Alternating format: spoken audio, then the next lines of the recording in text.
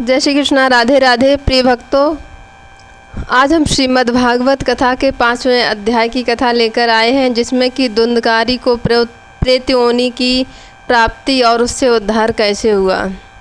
चलिए कथा स्टार्ट करते हैं। इससे पहले हमारा आपसे निवेदन है कि कथा के लास्ट तक अवश्य बने रहें, क्योंकि आधी अधूरी कथा छोड़ी भी नहीं जाती है और ज्ञान भी अधूरा ही प्राप्त होता है। श्री सूत जी कहते हैं, सनकादिक सौनक जी, पिता के वन में चले जाने पर एक दिन धुंधकारी ने अपनी माता को बहुत पीटा और कहा, बता धन कहाँ रखा है, नहीं तो अभी तेरी लुआठी जलती हुई लकड़ी से खबर लूँगा। उसकी इस धमकी से डरकर और पुत्र के उपद्रव से दुखी होकर वह रात्रि के समय कुएं में जा गिरी और इसी से उसकी मृत्यु हो गई। योगनिष्ठ गोकर्ण जी तीर्थ यात्रा के लिए निकल गए थे। उन्हें इस घटनाओं की कोई सुख या दुख नहीं होता था, क्योंकि उनका एक कोई मित्र न था, न ही शत्रु था। धुंधकारी 5 वैश्याओं के साथ घर में रहने लगा।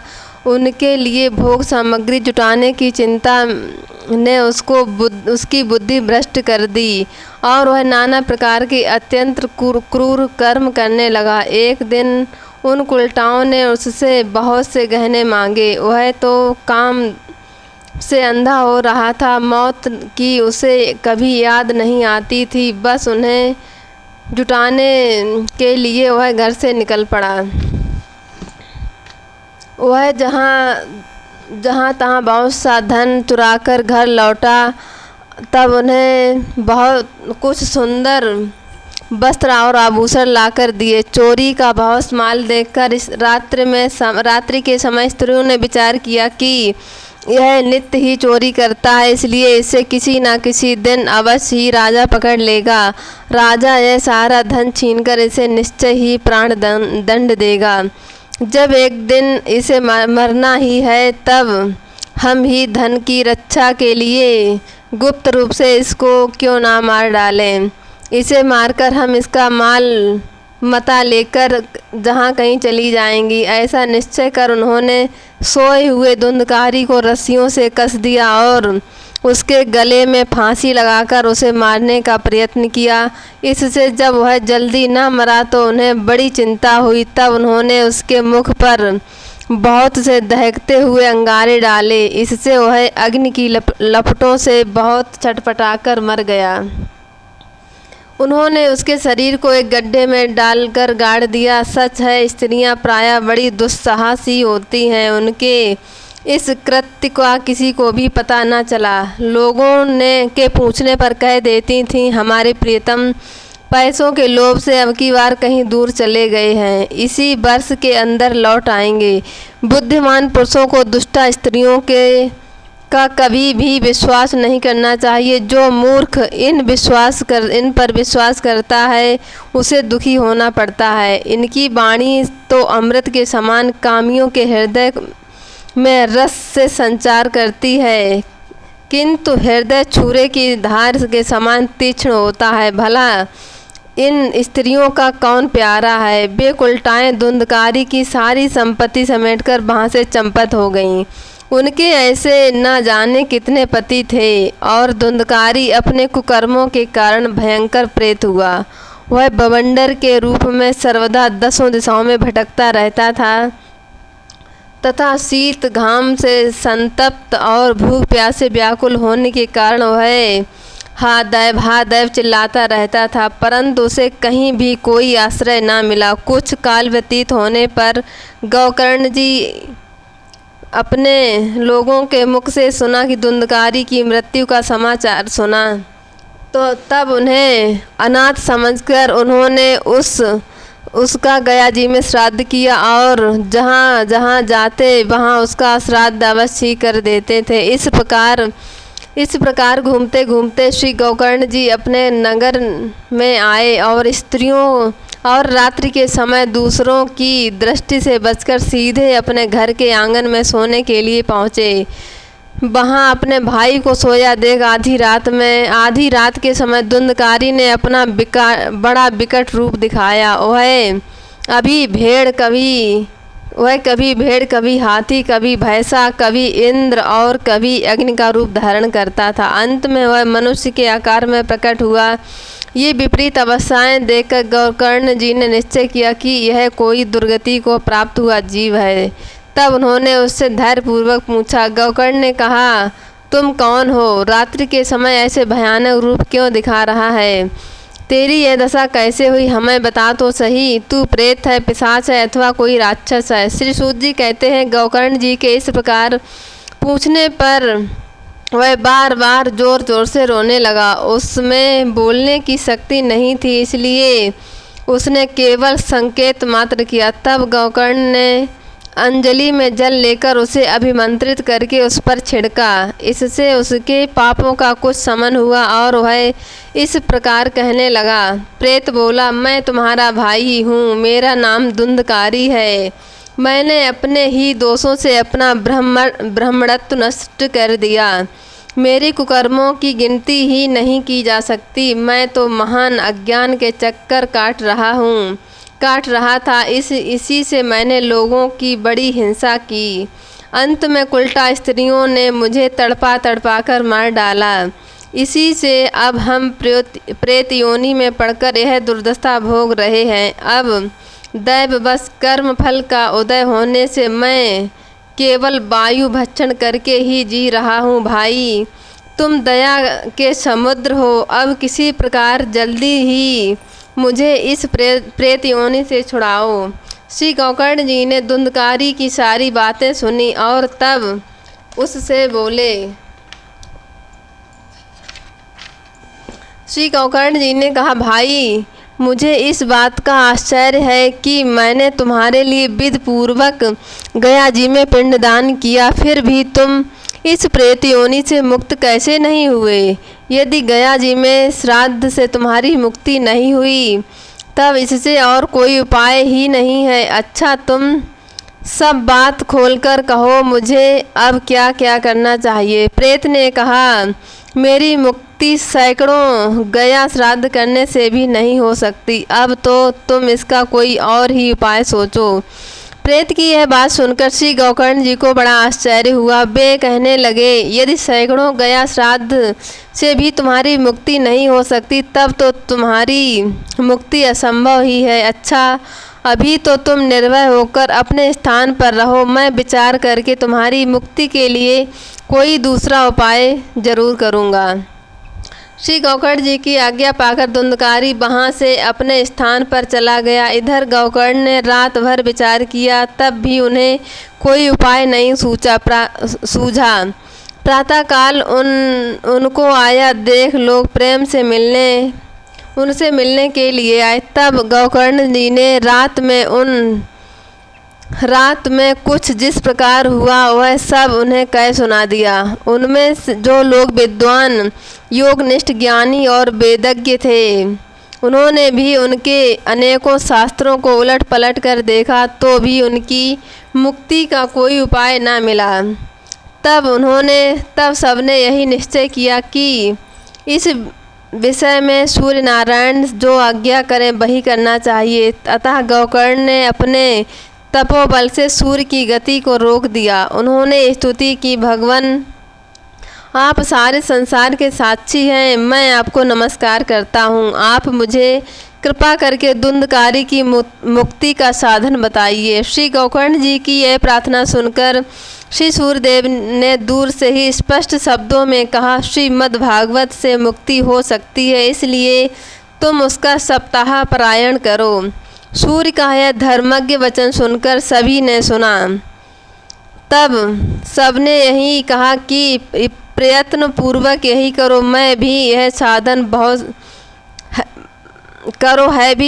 बहुत सरल। अतः श्री गोकर्ण जी भी तदनुसार निश्चय करके कथा सुनाने के लिए तैयार हो गए। देश और गांवों से अनेकों लोग कथा सुनने के लिए आए। बहुत से लंगड़े, लूले, अंधे, बूढ़े और मंदबुद्धि पुरुष भी अपने पापों की निवृत्ति के उद्देश्य से वहां आ पहुँचे। इस प्रकार जब वहाँ इतनी बड़ी भीड़ हो गई कि उसे देखकर देवताओं को भी बड़ा आश्चर्य हुआ।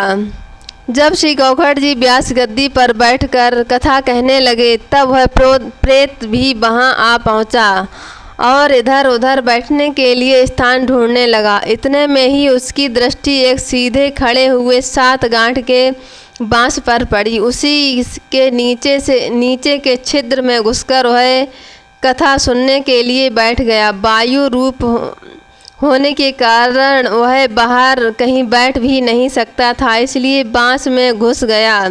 श्री गौकर्ण जी ने एक वैष्णव ब्राह्मण को मुख्य श्रोता बनाया और प्रथम स्कंद से ही स्पष्ट स्वर में कथा सुनानी आरंभ कर दी। सायंकाल में जब कथा को विश्राम दिया गया तब एक बड़ी विचित्र बात हुई। वहाँ सभासदों के देखते देखते उस बांस की एक गांठ तड़ तड़ शब्द करती हुई फट गई। इस प्रकार दूसरे दिन सायंकाल में दूसरी गांठ फटी और तीसरे दिन उसी समय तीसरी गांठ। इसी प्रकार 7 दिनों में 7 गांठों को तोड़कर धुंधकारी 12 स्कंदों को सुनने से पवित्र होकर प्रेत योनि से मुक्त हो गया और दिव्य रूप धारण करके सबके सामने प्रकट हुआ। उसका मेघ के समान श्याम शरीर पीताम्बर और तुलसी की मालाओं से सुशोभित था तथा सिर पर मनोहर मुकुट और कानों में कमनीय कुंडल झिलमिला रहे थे। उसने तुरंत अपने भाई श्री गौकर्ण को प्रणाम करके कहा, भाई, तुमने कृपा करके मुझे प्रेत योनि की यातनाओं से मुक्त कर दिया। यह प्रेत पीड़ा का नाश करने वाली श्रीमद्भागवत की कथा धन्य है तथा श्री कृष्णचंद्र के धाम की प्राप्ति कराने वाला इसका सप्ताह पारायण भी धन्य है। जब सप्ताह श्रवण का योग लगता है तब सब पाप थर्रा उठते हैं कि अब यह भागवत की कथा जल्दी हमारा अंत कर देगी। जिस प्रकार आग गीली सूखी छोटी बड़ी सब तरह की लकड़ियों को जला डालती है, उसी प्रकार यह सप्ताह श्रवण मन वचन और कर्म द्वारा किए हुए नए पुराने छोटे बड़े सभी प्रकार के पापों को भस्म कर देता है। विद्वानों ने देवताओं की सभा में कहा कि जो लोग इस भारतवर्ष में श्रीमद्भागवत की कथा नहीं सुनते हैं उनका जन्म व्यर्थ है।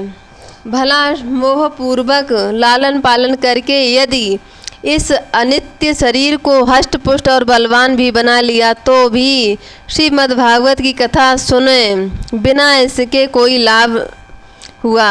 अस्थियां ही इस शरीर के आधार स्तंभ हैं। नस नाड़ी रूप रस्सियों से यह शरीर बंधा हुआ है। इसके ऊपर से इस पर मांस और रक्त थोपकर इसे चर्म से मढ़ दिया गया है। इसके प्रत्येक अंग में दुर्गंध आती है क्योंकि यह तो मलमूत्र का ही भाड़ा। वृद्धावस्था और शोक के कारण यह परिणाम में दुखमय ही है। रोगों का तो घर ही ठहरा। यह निरंतर किसी न किसी कामना से पीड़ित रहता है, कभी इसकी तृप्ति नहीं होती। इसी कारण इसे धारण किए रहना भी एक भार ही है। इसके रोम रोम में दोष भरे हुए हैं और नष्ट होने में इसे क्षण भी नहीं लगता। अंत में यदि इसे गाड़ दिया जाता है या तो इसमें कीड़े बन जाते हैं, कोई पशु खा जाता है, या तो विष्टा हो जाता है और अग्नि में जला दिया जाता है तो भस्म की ढेरी हो जाता है। ये 3 ही इसकी गतियाँ बताई गई हैं। ऐसे अस्थिर शरीर से मनुष्य अविनाशी फल देने वाला काम क्यों ही बना लेता है। जो अन्न प्रातः काल पकाया जाता है वह सायंकाल तक बिगड़ जाता है, फिर उसी के रस से पुष्ट हुए शरीर की नित्यता कैसी। इस लोक में सप्ताह श्रवण करने से भगवान की शीघ्र ही प्राप्ति हो सकती है। अतः सब प्रकार के दोषों से निवृत्ति के लिए एकमात्र यही साधन है। जो लोग भगवान की कथा से वंचित हैं वे तो जल में बुदबुदे और जीवों में मच्छरों के समान केवल मरने के लिए ही पैदा होते हैं। भला जिसके प्रभाव से जड़ और सूखे बांस की गांठ भी फट जाती है, उस भागवत कथा का श्रवण करने से चित्त की गांठों का खुल जाना कौन सी बड़ी बात है। सप्ताह श्रवण करने से मनुष्य के हृदय की गांठें खुल जाती हैं, उसके समस्त संशय छिन्न भिन्न हो जाते हैं और सारे कर्म क्षीण हो जाते हैं। यह भागवत कथा रूप तीर्थ संसार के कीचड़ को धोने में बड़ा ही पटु है। विद्वानों का कथन है कि जब यह हृदय में स्थित हो जाता है तब मनुष्य की मुक्ति निश्चय ही समझनी चाहिए। जिस समय धुंधकारी ये बातें सब कह रहा था, जिसके लिए बैकुंठवासी पार्षदों के सहित एक विमान उतरा, उससे सब और मंडलाकार प्रकाश फैल रहा था। सब लोगों के सामने ही धुंधकारी उस विमान पर चढ़ गया। तब उस विमान पर आए हुए पार्षदों को देखकर उनसे गौकर्ण ने यह बात कही। गौकर्ण ने पूछा, भगवान के प्रिय पार्षदों, यहाँ हमारे अनेकों सुहृद श्रोतागण हैं, उन सब के लिए आप लोग एक साथ बहुत सारे विमान क्यों नहीं लाए? हम देखते हैं कि यहाँ सभी ने समान रूप से कथा सुनी है, फिर फल में इस प्रकार भेद क्यों हुआ, यह भी बताइए। भगवान के सेवकों ने कहा, मानद, इस फल भेद का कारण इनके श्रवण भेद ही है। यह ठीक है कि श्रवण तो सबने सप्ताह रूप में से ही किया है, किंतु इनके जैसा मनन किसी ने नहीं किया। इसी से एक साथ भजन करने पर भी उनके फल में भेद रहा। इस प्रेत ने 7 दिनों तक निराहार रहकर श्रवण किया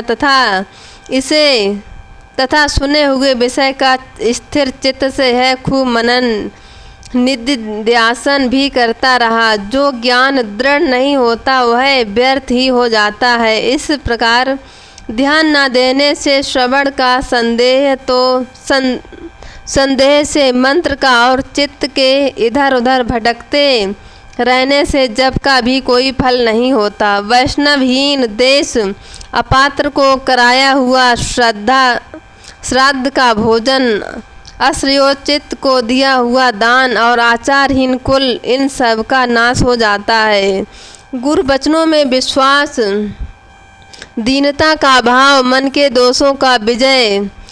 दोषों पर विजय और कथा में चित्त की एकाग्रता इत्यादि नियमों का यदि पालन किया जाए तो श्रवण का यथार्थ फल मिल जाता है। यदि ये श्रोता फिर से श्रीमद्भागवत की कथा सुने तो निश्चय ही सबको वैकुंठ की प्राप्ति होगी और श्री गौकर्ण जी आपको तो भगवान स्वयं आकर गोलोक धाम में ले जाएंगे। यूँ कहकर वे पार्षद हर कीर्तन करते हुए वैकुंठ लोक को चले गए।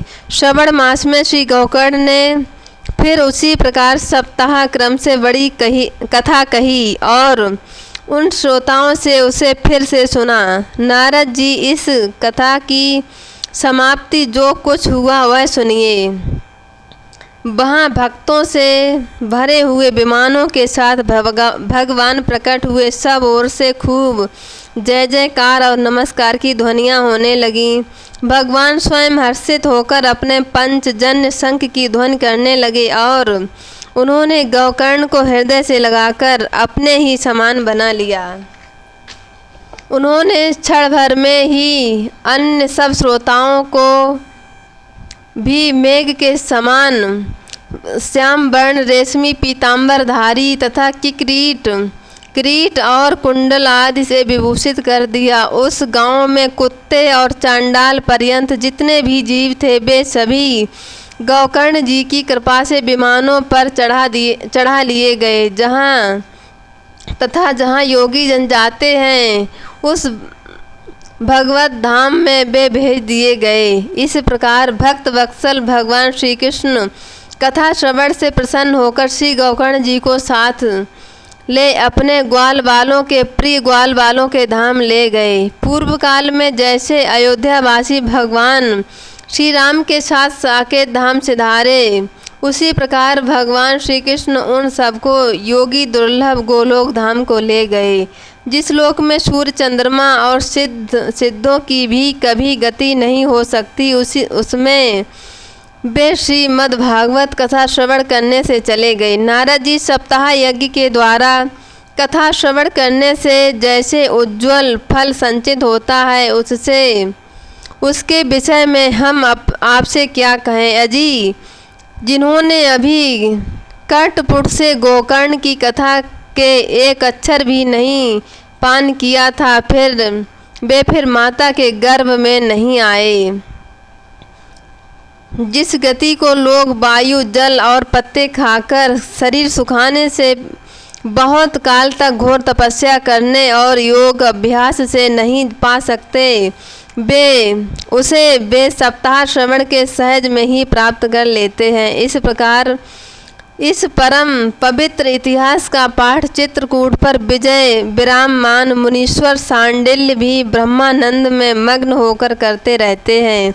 यह कथा बड़ी ही पवित्र है। एक बार के श्रवण से ही समस्त पाप राशि को भस्म कर देती है। यदि इसका श्रद्धा के साथ पाठ किया जाए तो इससे पितृगणों की बड़ी तृप्ति होती है और नित्य पाठ करने से मोक्ष की भी प्राप्ति होती है। तो प्रिय भक्तों, ये 5वें अध्याय की कथा यहीं पर समाप्त होती है। यदि आपको कथा अच्छी लगी हो तो हमारे चैनल को सब्सक्राइब करें, वीडियो को लाइक करें। इससे आगे की कथा लेकर हम दूसरे वीडियो में आएंगे। तब तक के लिए जय श्री कृष्णा, राधे राधे, हर हर महादेव।